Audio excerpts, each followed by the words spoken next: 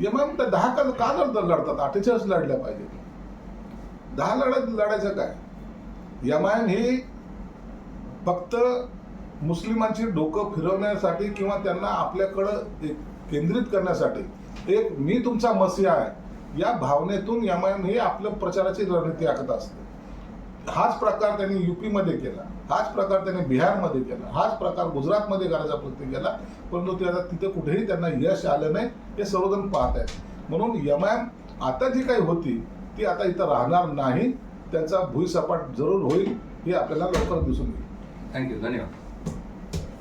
शेतकऱ्यांचं एक मोठं आंदोलन सुरू आहे आणि ते आंदोलन सुरू म्हणजे होऊ नये यासाठी सरकारकडून प्रयत्न सुरू आहेत. रस्त्यावर खिळे ठोकले, सशस्त्र दलाच्या भिंती तिथं उभ्या करण्यात आलेल्या आहेत. तर शेतकऱ्यांनी निवडून दिलेल्या सरकारला हे शोभत नाही असा आरोप संजय राऊतांनी केला. दिल्लीचा आंदोलनाचा गेल्या वेळेचा अनुभव पाहता हा एक दिवसीय आंदोलन नाही तर अनेक महिने चालणारं आंदोलन असतं आणि आंदोलन हिंसक होऊ नये. त्यामुळं नाहक काही शेतकरी म्हणजे त्यामध्ये त्यांना त्रास होऊ नये किंवा त्यांच्यावर काही घातपात होऊ नये की तिथे काही मृत्यू होऊ नये म्हणून सरकारने घेतलेली प्रिकॉशन आहे.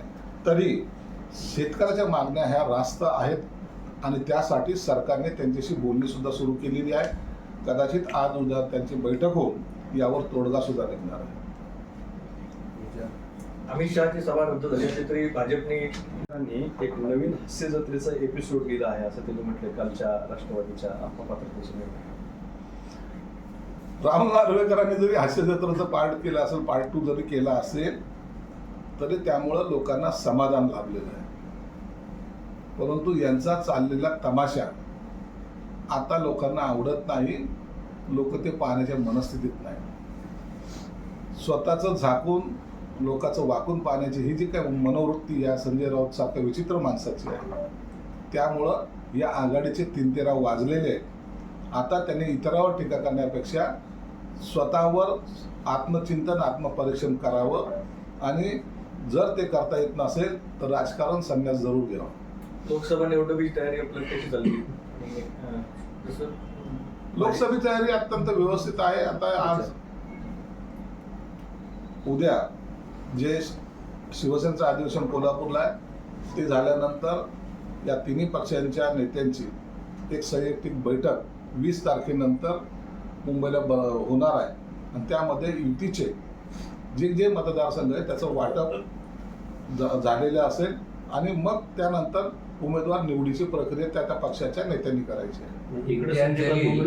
इम्तियाज जलील यांनी काल एक बैठक घेतली मुंबईच्या पदाधिकाऱ्यांसोबत आणि त्यांनी असं स्पष्ट केलंय की आता इम्तियाज जलील हे मुंबईतून लोकसभा निवडणूक लढवणार आहेत आणि तशी त्यांनी इच्छा देखील आपल्या पक्षाध्यक्षांकडे व्यक्त केलेली आहे.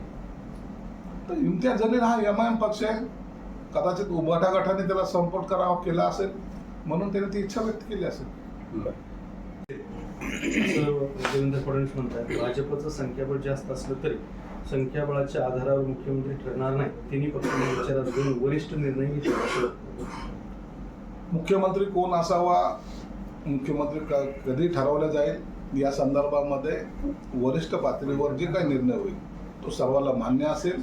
निश्चित महायुतीचाच मुख्यमंत्री राहील एवढं मात्र निश्चित आहे. उद्धवजींनी आमच्यासाठी दारं बंद केली, ठाकरेंनी आमचं मन दुखावलंय, त्यामुळे जिथं मन दुखावतात तिथं युती होत नाही असं फडणवीस म्हणतात.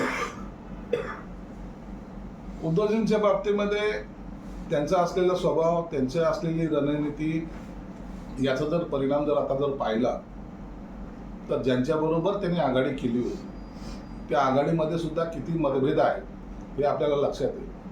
आणि शिवसेना भाजपची ही पारंपरिक युती होती, ती टिकावी ही सर्वांची मनोमन इच्छा होती. आमचंही त्यांनी ऐकलं नसल्यामुळंच आम्हाला उठाव करावा लागला आणि शिवसेना भाजप म्हणून पुन्हा आम्ही सत्तेत आहोत. कदाचित त्याच अनुषंगानं देवेंद्र फडणवीस साहेबांनी त्यांना जे काही दुखवलं गेलं असेल त्यामुळे ही युती भविष्यात होणार नाही असं संकेत त्यांनी दिले असावे. पहाटेच्या शपथविधीमुळे अजित पवारांना विलन करण्यात आलं होतं, पण ज्यांनी विलन केलं ते आता तोड कशी पडलेत असं फडणवीस म्हणतात. पहाटेचा शपथविधी असेल, पक्षामध्ये असलेली हुकुमशाही असेल, इतरांचं घर फोडण्याचं काम असेल, हे ज्या शरद पवार आणि त्यांच्या अनेक लोकांनी केलं होतं म्हणून म्हणतात की जैसे कर्म करेगा वैसा फल देगा भगवान. आज त्यांच्या हातातून पक्षही गेलाय आणि नेतेही गेले. दुसरं तुमचे मित्र की ओबीसीतूनच आरक्षण द्यावं ही मागणी मात्र सरकारने अमान्य केलेली दिसते. आरक्षण द्यावं ही महत्वाची मागणी. आरक्षण कसं द्यायचं आणि कोणत्या पद्धतीने द्यायचं, समाजावर, ओबीसी समाजावरही अन्याय होता कामा नये ही सरकारची भूमिका आहे. म्हणून मराठा समाजाला आरक्षण देताना या सर्व बाबीचा कायदेशीरपणे अभ्यास करून टिकणारं आरक्षण देण्याची भूमिका सरकारने घेतलेली आहे. म्हणून त्यांच्या आरक्षण जेव्हा 20 तारखेला जेव्हा जाहीर होईल त्या टायमाला हे सर्व मुद्दे क्लिअर होतील. 50% पुढची जी मर्यादा जी आहे ती ओलांडली जाणार आहे. मग हे कायद्याच्या कसोटीवर आरक्षण कसं टिकेल? या सर्व बाबीचा विचार सरकार करतंय. म्हणून सरकारने भूमिका हे घेतलेली आहे की मराठा समाजाला आरक्षण देताना ते टिकणारं आरक्षण आम्हाला द्यायचं, टिकणारं आरक्षण द्यायचं. घोषणाचं आरक्षण नव्हे तर टिकणारं आरक्षण देणं ही सरकारची भूमिका आहे. मागासवर्गीय आयोगाचा अहवाल पॉझिटिव्ह. मी त्यांनाही सांगेन, एका प्रामाणिक माणसाने केलेलं हे आंदोलन त्याला कुठेही गालबोट कसं लावता येईल हा प्रयत्न इतरांकडून केला जातो. मग जरांगे पाटलामध्ये आणि सरकारमध्ये म्हणजे शिंदे साहेबाला बदनाम करण्यामध्ये, या दोघांना बदनाम कसं करता येईल हा काही लोकांचा राजकीय डाव जो आहे तो आम्ही कधी म्हणजे त्यांना सक्सेस होऊ देणार नाही. ही आमची भूमिका आहे की इतरांचं काही बोलतायत म्हणून आपण आंदोलन केलेलं नाही, तर मराठा समाजासाठी न्याय देण्यासाठी आपण आंदोलन केलेलं आहे. म्हणून ह्या आंदोलनाचा जो प्रमुख आहे, आपल्याला गड आला आणि सिंह गेला असं करायचं नाही, तर आपल्याला हे आंदोलन सक्सेस करून समाजाला न्याय द्यायच्या भूमिकेमध्ये त्या जल्लोषामध्ये तुम्ही आम्हाला हवे आहे. अनेकांचे फोन आले तर अनेकांनी आम्हाला सुद्धा विचारलं की जरांगे पाटलाच्या प्रकृतीबद्दल काय. म्हणून त्यांना सुद्धा विनंती, आता उरलेले काही दिवस आहेत, जे समितीने जो अहवाल दिलेला आहे, गायकवाड समितीने, शिंदे समितीने जो अहवाल दिला आहे त्यावर काही सूचना आणि हरकती मागवलेल्या आहेत. त्याची मुदत आज संध्याकाळी 5 वाजता संपते. ही जी काही कायदेशीर प्रक्रिया आहे ही प्रक्रिया पूर्ण करणं गरजेचं आहे. जर त्यापूर्वी जर काही निर्णय घेतले तर त्याला कायदेशीर बेस असणार नाही, ही गोष्ट लक्षात घ्या.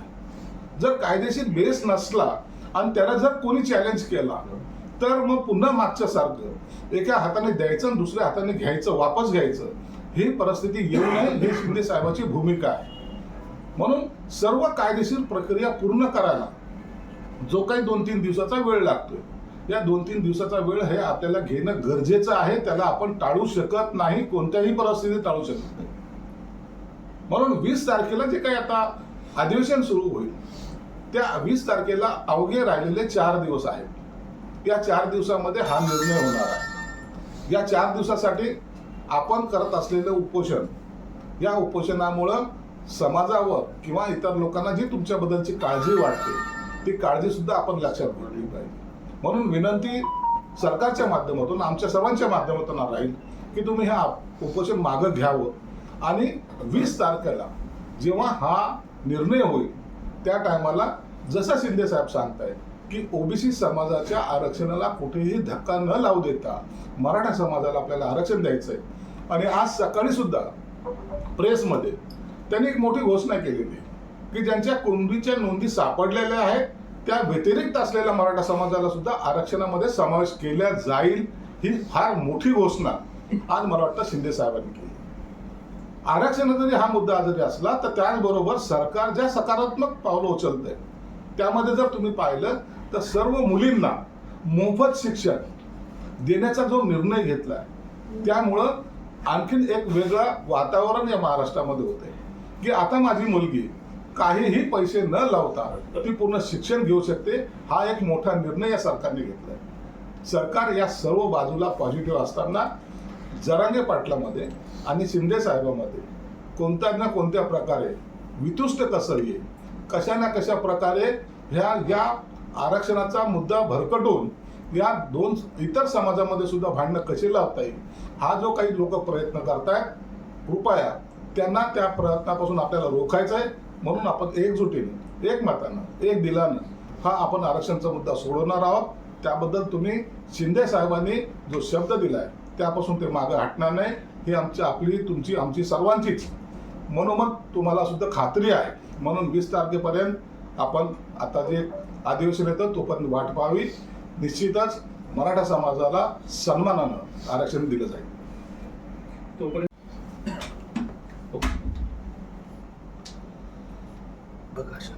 मराठा आरक्षणाचं जे गेल्या 5-6 महिन्यापासून आंदोलन चालू आहे, आंदोलन तसं 40 वर्षापासून चालू होतं, परंतु जो जोर या 5-6 महिन्यामध्ये त्या आंदोलनाला आला होता त्यावर मुख्यमंत्री एकनाथ शिंदे असतील, त्यांचे सहकारी, इतर सर्व मंत्रीगण यांनी जी चांगली भूमिका घेतली आणि त्यामुळेच या ज्या कुणबी नोंदी होत्या, ज्या बस्त्यामध्ये बंद होत्या, त्या आता बाहेर निघायला लागलेल्या आहेत. आणि म्हणून मराठा समाजाला दिलासा देणारा निर्णय हा एकनाथ शिंदे साहेबांनी घेतलेला आहे.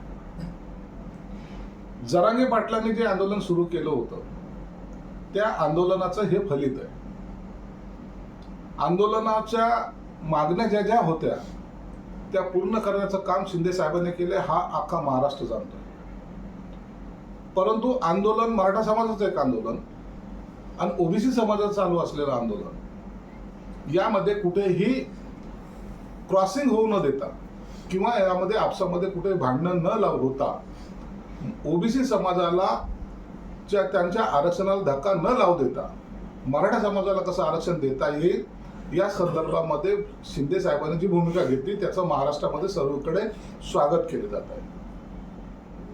आता येणाऱ्या 20 तारखेला सुद्धा जे विशेष अधिवेशन बोलवलं आहे त्या अधिवेशनामध्ये सुक्रे समितीने, जे आज सुक्रे समितीने अहवाल माननीय मुख्यमंत्री आणि उपमुख्यमंत्र्यांकडे सादर केलाय आणि तो त्यांनी स्वीकारलाय, त्यावर कॅबिनेटमध्ये चर्चा होऊन 20 तारखेच्या अधिवेशनामध्ये मराठा आरक्षणासंदर्भामध्ये मोठा निर्णय घेतला जाईल. आणि म्हणून या मधल्या काळामध्ये पूर्वी सुद्धा जे नवी मुंबईला आंदोलन झालं त्या आंदोलनामध्ये स्वतः मुख्यमंत्री एकनाथ शिंदे साहेब जाऊन जरांगे पाटलांची त्यांची चर्चा झाल्यानंतर जे परिपत्रक दिलं होतं त्यावर सुद्धा त्यांनी समाधान व्यक्त केलं होतं, ज्याला राजपत्र आपण म्हणतो. आणि त्यानंतर मध्ये पुन्हा त्यांनी एकदा जेव्हा उपोषणाचा इशारा दिला आणि उपोषणाला सुरुवात केली त्यावेळेला हा महाराष्ट्रासाठी चिंतेचा विषय ठरला.